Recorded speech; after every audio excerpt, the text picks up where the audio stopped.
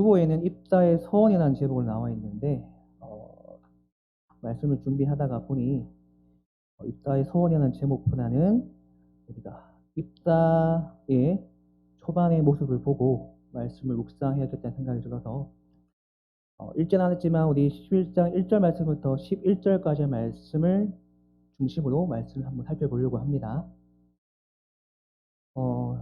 저희 아버지 세대 때까지만 해도 자수성가를 한다는 말들이 굉장히 많이 했었습니다. 그런데 그 말들이 요즘에는 잘 들려오지 않습니다. 아마도 자수성가를 한다는 것이 거의 이제 불가능하기 때문에 그렇게 된 것 같습니다.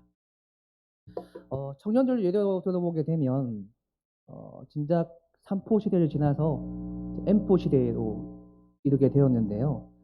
그 말들은 교동과 취업을 다 포기하고 이제는 그것을 넘어서서 거의 생활 전반적인 모든 것들을 포기해버리고 그냥 숨만 쉬며 살아간다. 이런 뜻까지 포함되어 있는 말이라고 하겠습니다. 물론 사회 전반적인 모든 분위기가 다 그렇다고 할 수는 없겠지만 이제는 우리가 우리 위에 유리천장 같은 것이 있어서 그것을 깨고 올라간다고 하는 것들이 거의 힘들다고 생각하게 되어 버렸습니다. 실제로도 힘들기도 하고요. 실제로 요즘 젊은 세대들에게 꿈이 무엇입니까? 물어보게 되면 예전에는 굉장히 그 직종들이 굉장히 다양했습니다. 근데 요즘에는 뭐 건물주라든지 아니면 유튜버, 영상을 찍어서 인터넷에 올려서 그것을 수익을 얻는 그런 것을 많이 이야기합니다. 무슨 말이냐 하면 이제는 돈을 많이 벌 수 있는 직업을 가지던가 아니면 돈을 많이 벌 수 있는 어떠한 그런 것을 이야기하는 그것에 한정되어 있는 그런 꿈을 가지게 되었다고 하는 겁니다. 물론 모든 청년들이 다 그런 것은 아니겠지만 그렇게 이야기하는 경향성이 굉장히 짙어졌다고 하는 겁니다. 자, 교회 안에서는 어떻습니까? 어쩌면 우리는 이미 오래전부터 신앙의 선배들의 어떤 유산들을 다 소진하고 이제는 우리 교회가 어떻게 앞으로 나아갈 것인가, 무엇을 자양분으로 삼아서 나아갈 것인가, 그것을 고민하는 시대가 되었다고 해도 과언이 아닐 겁니다. 아마 이미 오래전부터 그렇게 되어 왔는지도 모르겠습니다. 그리고 솔직히 말씀드려서 우리 교회가 아닌 교계가 더 좋아진다거나 하는 일들은 보기가 굉장히 힘들어질지도 모른다는 생각도 하게 됩니다. 아마 일부 헌신된 자들, 헌신된 교회들만 있을 뿐인 시대도 머지 않았는지도 모르겠습니다. 설사 그렇게 된다고 할지라도 우리는 희망을 볼 수가 없다고 하는 겁니다. 왜냐하면 하나님의 일은 사람이 많다고 해서 되는 것이 아니라 세상의 기준이 아닌 하나님의 기준에 맞추어서 일하는 사람이 소수만 있을지라도 하나님께서는 그 소수의 사람을 보시고 이 교회를 이끌어 가시고 일하시기 때문입니다.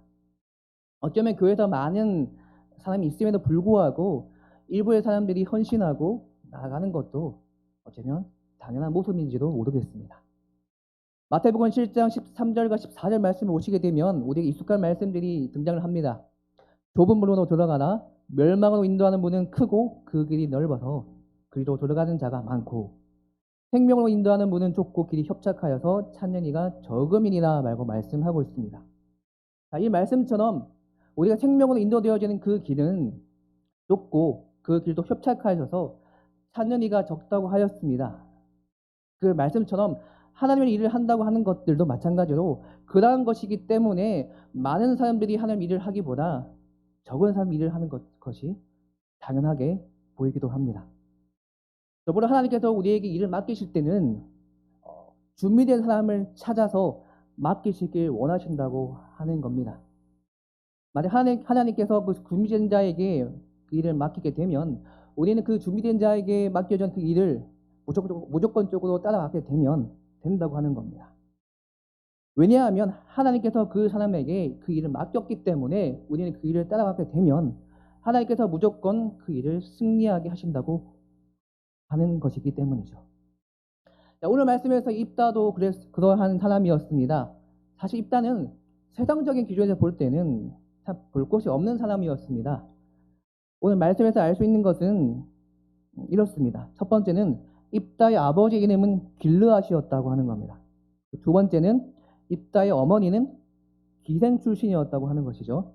그리고 세 번째는 입다의 어머니는 본처가 아니었다고 하는 겁니다. 그리고 네 번째는 입다는 무리로부터 완전히 쫓겨난 자였다고 하는 것이죠. 마지막 다섯 번째로는 입다가 쫓겨나서 돕당에 거주하였는데 그에게 몰려든 자들이 잡류였다고 하는 겁니다. 여기서 잡류라고 하는 것이 우리가 생각하는 어떤 불량배변이나 이런 것을 의미하는 것이 아니라 사회적으로 보호를 받지 못하는 자들 혹은 가난하고 어려운 자들을 뜻하는 겁니다. 그러한 자들이 입다에게 몰려들었다고 하는 겁니다. 자, 이러한 말씀들이 11장 1절 말씀부터 3절까지 말씀을 통해서 그렇게 말씀이 되어지고 있습니다. 좀 길긴 하지만 한번 읽어보겠습니다. 길르앗 사람 입다는 큰 용사였으니 기생이 길르앗에게서 난 아들이었고 길르앗의 아내도 그의 아들들을 낳았더라. 그 아내의 아들들이 자라매 입다를 쫓아내며 그에게 이르되 너는 다른 여인의 자식이니 우리 아버지의 집에서 기업을 잃지 못하리라 한지라. 이 입다가 그 형제들을 피하여 돕당에 거주하매 잡류가 그에게서 모여와서 그와 함께 출입하였더라고 말씀을 하고 있습니다. 자, 아마도 입다의 아버지였던 길르앗은 행실이 깨끗한 사람은 아니었던 것 같습니다. 우리가 속히 말하는 창녀와 관계에서 입다를 낳게 된 것으로 추정이 되는데요. 아마도 입다의 어머니는 바알 신전에서 속해 있던 그런 여자로 추정이 됩니다. 그러니 정상적인 생활과 신앙 상태를 갖지 못한 아버지였다고 하는 것이죠. 이런 아버지 밑에서 있다가 본척에서 아들들이 태어나자 집에서 쫓겨나게 됩니다. 그냥 쫓겨나는 것이 아니라 아예 그 땅에 발을 붙이지 못할 정도로 쫓겨나게 됩니다. 한번 생각해 보십시오. 어린 입다가 그 가정에 살다가 얼마나 많은 괴롭힘을 당했겠습니까? 얼마나 많은 마음의 상처를 받았을 것이고 그리고 그 땅에서 완전하게 쫓겨나게 되었을 때 어떠한 심정이 들었겠습니까? 근데 참 우스운 것은 이 입다를 쫓아내었던 이들과 그리고 이스라엘 민족들은 당시에 엄청난 우상 숭배를 하고 있었다고 하는 겁니다. 우리가 알고 있는 바알도 모자라서 아스다롯 그리고 시돈 사람의 신, 블레셋 사람들의 신, 모압과 암몬 사람의 신까지 정말 다양하게 우상들을 섬기고 있었다고 하는 겁니다. 그에 비해서 불우한 환경에서 자라났던 이 입다는 오히려 너무나 분명한 여호와의 신앙을 가지고 있었다고 하는 겁니다. 1절 말씀에서 입다를 향해서 큰 용사였으니 이 말씀에서 우리는 이러한 사실들을 알 수가 있다고 하는 겁니다. 자, 이러한 사실에 비추어 볼 때 그가 창녀의 자식이었기 때문에 그 땅에서 쫓겨나게 된 것도 있겠지만 지금 이스라엘은 길르앗의 본처의 자녀들은 이 입다를 시기하고 질투를 했던 것으로 보입니다. 즉 그는 소출일 뿐이었고 창녀의 소생일 뿐이지인데 자신들은 가지지 못하였던 여호와의 신앙을 가졌으니 시기심이 들었던 것이겠죠. 참으로 하나님께 붙들림 바 되지 못한 사람들은 참 올바르게 서 있는 사람들을 보고 나 자신도 그렇게 되어야겠다고 생각하는 것이 아니라 그 올바른 사람을 깎아내리는 경향이 강하다고 하는 겁니다. 그것은 마치 우리 정통교회가 타락했을 때 나타나는 형상과 마찬가지라고 하는 겁니다. 평신도 중에서 누군가가 너무나 복음적이고 성경적일 때 타락한 자들은 그들을 두려워합니다.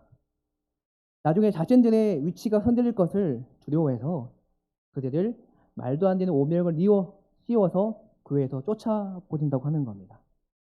이러한 일들이 기독교 역사 속에서 많이 일어났고 세상에서도 이와 비슷한 방법으로 그런 일들을 자행을 하고 있다고 하는 것이죠.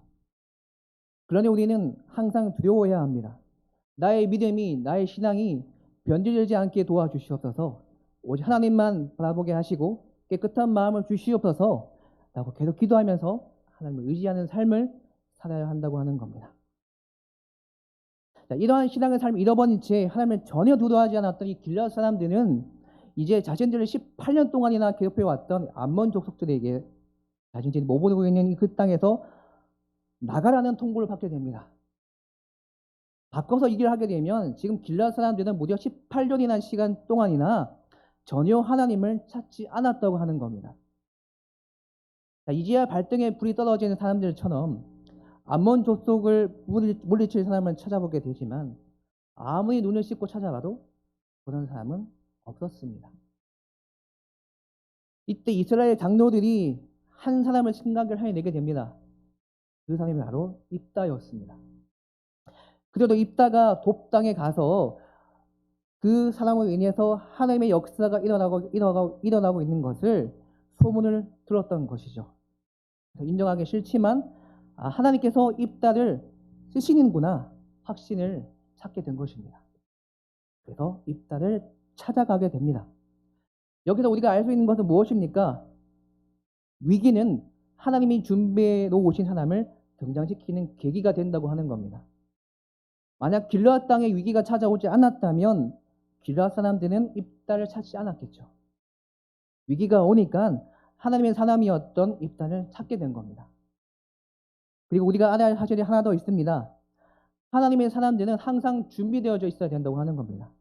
이것은 우리가 재물적으로 아니면 우리가 위치적으로 그런 것이 아니라 다른 사람들이 놀고 먹고 재밌도록 살 때 하나님께 붙들린 바가 되어져서 항상 말씀과 기도로 철저하게 준비되어져 있어야 된다고 하는 겁니다.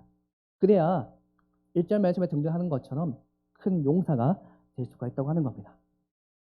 8절과 10절까지 말씀을 같이 보시겠습니다. 이렇게 말씀하고 있습니다. 그러므로 길르앗 장로들이 입다에게 이르되 이제 우리가 당신을 찾아온 것은 우리와 함께 가서 암몬 자손과 싸우게 하려 함이니 그리하면 당신이 우리 길르앗 모든 주민의 머리가 되리라.